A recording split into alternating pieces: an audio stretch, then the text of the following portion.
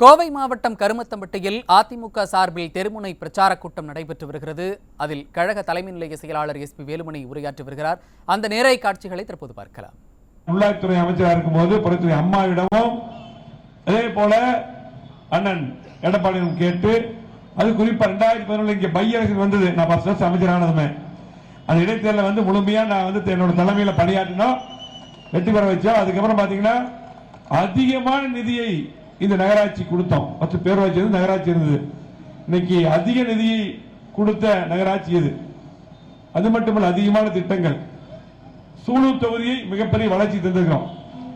50 ஆண்டு இல்லாத வளர்ச்சியை தந்திருக்கிறோம். மாவட்டத்திலேயே அதிக திட்டங்கள். அது சூலூர் எம்எல்ஏ அப்படியே எளிமையா இருந்து எதை சொன்னாலும் எந்த திட்டம் வந்தாலும் அண்ணா சூலூர் கொடுத்துருந்தா அண்ணா சூலூர் கொடுத்துருந்தா கேட்டு வாங்கிட்டு அப்படி. அதே போல இங்க பூரா அவருக்கு இணையாக துணையாக இருக்கக்கூடிய தோப்பசுவாமண்ண, நம்ம சேர்மன் காந்திமதி அக்கா, நம்முடைய கந்தவேலு, குமரவேலு, பிரகாஷ் எல்லாம் இருக்கும். எல்லா தலைவர் நிறைய சொசைட்டி தலைவராக இருந்தாங்க, பேரூராட்சி எல்லாருமே தெளிவா இருந்து இங்க பஸ் ஸ்டாண்டு பாத்தீங்கன்னா நீண்ட காலமாக போடப்படாத சூழல் அந்த ரோடு அகலப்படுத்தணும். எல்லா சாலைகளும் போடப்பட்டது. இங்க மட்டுமல்ல, சூலூர் தொகுதியில இங்க இருக்கிற 2 ஒன்றியம் மட்டுமல்ல, அதே போல பாத்தீங்கன்னா அண்ணன் இருக்கக்கூடிய அந்த பகுதியிலும் சுல்தான்பேட்டை பகுதியில அதே போல அண்ணன் இடைத்தேர்தலில் கிட்டத்தட்ட 1 மாசம் முழுமையா நான் இங்க தங்கி வேலை செஞ்சோம். இந்த தொகுதிக்குள்ளே இருந்து பாத்தீங்கன்னா அன்னைக்கு எடப்பாடி பிரச்சாரத்துக்கு வந்தாரு. அதிகமான திட்டங்களை இந்த தொகுதியில் கொடுத்திருக்கோம். திமுக ஒண்ணுமே பண்ணல. அது மட்டுமல்ல, பல வாக்குறுதி கொடுத்தாங்க, எந்த வாக்குறுதி நிறைவேற்றல. இன்னைக்கு பாத்தீங்கன்னா மகளிருக்கு உரிமை தொகை ஒவ்வொரு குடும்ப தலைவருக்கும் 1000 ரூபாய் தரனாங்க, தரவே இல்லை. எடப்பாடியார் போராடுறதுக்கு முன்னாடி பாதி கொடுத்தாங்க இல்லையா? திமுக வீட்டுக்கு கொடுத்தாங்களா? உங்க வரி பணம் கரண்ட் பில் எவ்வளவு கட்டுறீங்க? கரண்ட் பில் எவ்வளவு கட்டிருந்தீங்க? அம்மாவுடைய ஆட்சியில, எடப்பாடி ஆட்சியில எவ்வளவு கட்டுறீங்க? சொத்து வரி எவ்வளவு கட்டுறீங்க? திமுக ஆட்சி 3 வருஷத்துல இதுதான். பால் உயர்வு, சொத்து வரி உயர்வு, மின்கட்டண உயர்வு. ஆகவே எந்த தொழில் நல்லா இல்ல. அது போல இங்க போற விசைத்தறியாளர் இருக்காங்க, விசைத்தறியாளர் நிலைமையில பாத்துங்க.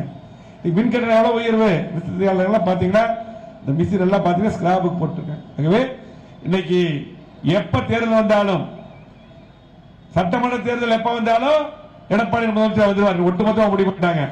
நாடாளுமன்ற தேர்தல் வந்துருச்சு வந்துருச்சுல்ல. இன்னைக்கு இருக்கிற MP அங்க பாத்திருக்கீங்களா? 38 MP திமுக இருக்காங்க, ஒருத்தரும் காணும். அங்க போய் தண்ட கருமாந்திரமா சீட்டை தேய்ச்சிட்டு வந்திருக்காங்க டெல்லியில், அப்படித்தானே? ஆகவே நீங்க தெளிவா எடப்பாடியார் யாரை அறிவித்தாலும் இரட்டை இலை சின்னத்திலே வாக்களிக்க வேண்டும் என்று கேட்டு, நம்முடைய மாவட்டத்தை, இந்த கருமத்தம்பட்டியை, சூலூர் தொகுதியை கோவை மாவட்டத்தில் ஒதுக்கிய திமுகவை ஒதுக்கிவிட்டு மீண்டும் தொடர்ந்து திட்டங்களை எடப்பாடியார் ஆட்சியிலே மீண்டும் நாம் தருவோம். கண்டிப்பாக அம்மாவுடைய ஆட்சி மலரும் என்று சொல்லி நம்முடைய அன்பு சகோதரி சிறப்பான முறையிலே இந்த பிரச்சார கூட்டத்தை கிட்டத்தட்ட 4 நாட்களாக இருந்து முடித்துக் கொடுத்ததற்கு மாவட்ட கழக செயலாளர் என்ற சார்பில் தலைமை செயலாளர் மாவட்ட கழக செயலாளர் தான் ஃபர்ஸ்ட். கோவை மாவட்டம் கருமத்தம்பட்டியில் அதிமுக சார்பில் தெருமுனை பிரச்சார கூட்டம் நடைபெற்று வருகிறது. அதில் கழக தலைமை நிலைய செயலாளர் SP வேலுமணி உரையாற்றினார். அந்த நேரலை காட்சிகளை பார்த்தோம். இதை பற்றி பின்னர் வரும் செய்தி தொகுப்பில் விரிவாக பார்க்கலாம். தொடர்ந்து மற்ற செய்திகளை பார்க்கலாம்.